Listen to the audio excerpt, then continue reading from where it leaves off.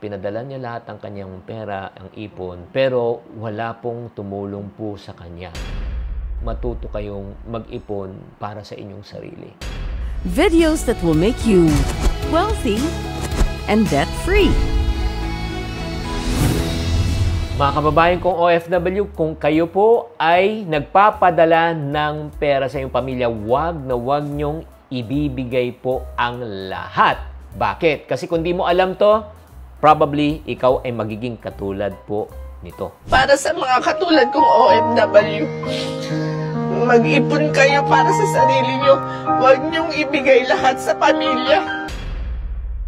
Hi there, this is Shinkitan, your pambansang wealth coach. Sa araw na ito, I'm going to do a reaction video po. I know medyo nag-viral na to, medyo luma na ito, pero I just find time right now na to be able to make a commentary video about itong kababayan nating OFW. Ito po yung nakakalungkot. I'm sure dumaan na po to at napanood nyo na po kung ano ang kanyang naramdaman. Pinadala niya lahat ng kanyang pera, ang ipon, pero wala pong tumulong po sa kanya nung siya po ay nawalan. Let's watch this. Para sa mga katulad kong OFW, mag-ipon kayo para sa sarili nyo.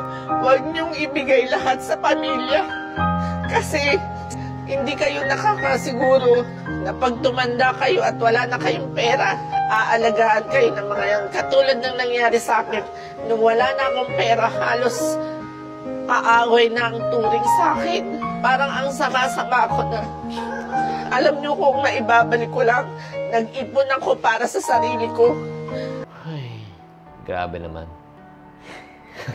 Makikita mo talaga yung sakit, hapdi, habang siya ay nagkukwento. Alam mo, hindi stage to eh. Ito yung tunay na pakiramdam, ang sakripisyo sang OFW. Ito na sabihin ko po sa inyo, kahit sinong magulang, anak, kayang magsakripisyo po para sa ikabubuti ng kanyang pamilya. Katulad mo, kung ikaw ay nakikinig at nagtatrabaho ka para kumita, kahit na local or nasa international ka, di ba? May mga iba na talagang kailangan pa umalis ng bansa para kung mahanap ng kailangan nila tiisin ang oras na nahiwalay sila sa kanilang pamilya. Kailangan nila mag-adjust din sa mga bagong lahi, sa bagong lugar. Kailangan makisama sa ibang tao. Kahit minsan di nagkakaintindihan. Kailangan din ma-homesick.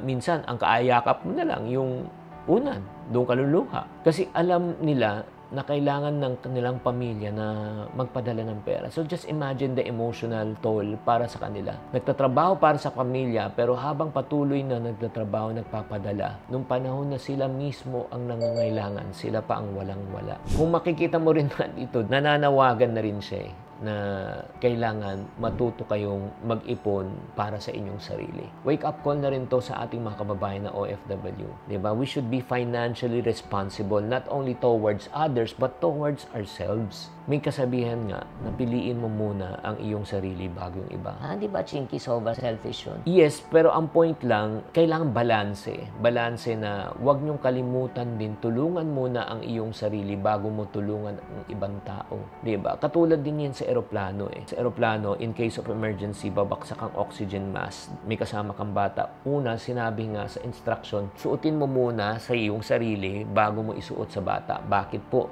Just in case na mag-pass out ang bata, may susuporta pa rin. Pero pag ang nag-pass out po yung matanda, wala nang tutulong sa anak. Parehong prinsipyo rin po, hindi mo pwedeng tulungan ang ibang tao kung hindi mo rin kayang tulungan ang iyong sarili. Agree o disagree? Pakitype lang sa comment section. Paano maliligtas ang isang taong nalulunod sa swimming pool pag hindi ka marunong lumangoy? Ganon din po pagdating sa finances. Wake up call na ito. Sinabi niya, matutong mag-ipon. Magkaroon ka ng sarili mong saving account. Huwag mong ibibigay ang lahat. Bakit po? Paano naman yung sarili mo? Paano naman kung ikaw ay tumanda, which nangyari nga kay ate? Kaya lagi tayong magtabi para sa ating sarili. Ito pang masakit niyan. Kung gusto nyo panoorin pa itong buong video na ito, let's continue ha. Panoorin pa natin to. Meron pang panawagan si ate. Hindi yung lahat ng kapatid ko pinag-aral ko. Lahat akong tumulong para makapag-abroad sila. Gulang ko, tinulungan ko yan. Pero nung wala na akong maibigay, para na akong basura. Para sa anak ko, sana masaya ka. Masaya ka sa mga ginawa mo. Sana hindi rin gawin ng anak mo, magiging anak mo yung ginawa mo sa akin. Ang bigat.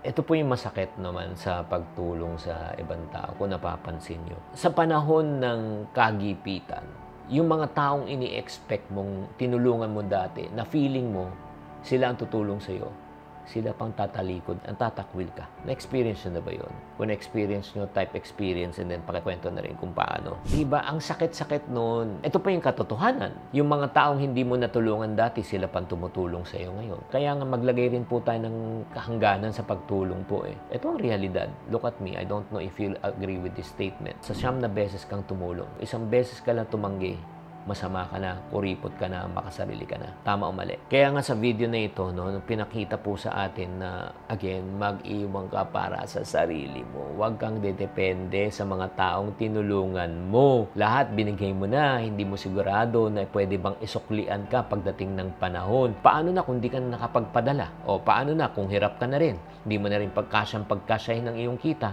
Diba? Yun nga yung pinakamasakit nung sinabi niya sa kanyang mga yung tinulungan niya na nakaalis, yung lalo niyang anak niya, sana maging masaya.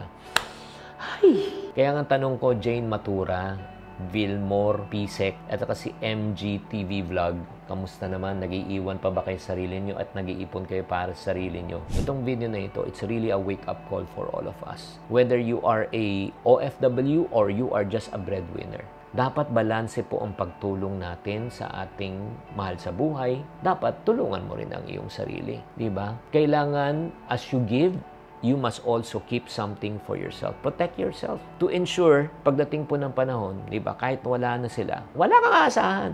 Wala kang aasahan. Dapat aasahan mo lang yung pinag-ipunan mong pera, yung inaipon mo, napundar mo. Pero yan ang katotohanan. Wala po ang tutulong sa iyo kundi ang iyong sarili at si Lord. So I hope na itong video na itong wake up call, and I hope that you don't feel too bad when you put yourself first. Bakit? Kasi pag inalagaan mo yung sarili mo, magkakaroon ka pa ng mas higit na kakayanan para makatulong sa ibang tao. Huwag niyong ibibigay at wala kayong ititira sa iyong sarili. I know it's kinda emotional, medyo mabigat tong video na ito, pero I know na talagang napukaw ang iyong damdamin, nabuksan ang inyong isipan, at matuto tayong pangalagaan ang ating sarili. Kaya kung nagustuhan nyo itong video na ito, please give me a like, thumbs up, i-share nyo, at don't forget to subscribe. Tatandaan, tamang karunungan, tamang disiplina po ang susi sa pagyaman.